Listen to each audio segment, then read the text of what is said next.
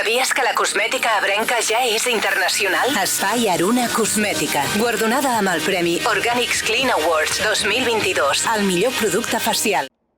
L'accident d'un camió de grans dimensions a l'autopista AP7 al seu pas per Amposta ha obligat a tallar la via en sentit sud, al punt quilomètric 326-323. Els fets han tingut lloc poc després de la 1 del migdia, quan un camió, que ha quedat volcat fora de la via, i 4 turismes s'han vist implicats en un accident.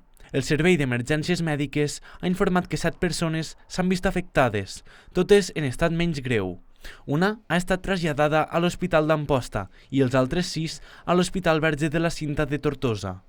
Els serveis d'emergències, mentre treballaven per rescatar persones de l'interior dels turismes, han hagut de tallar el trànsit en sentit sud i han desviat el pas dels vehicles per la sortida 41 de l'AP7, generant retencions d'entre 2 i 3 quilòmetres.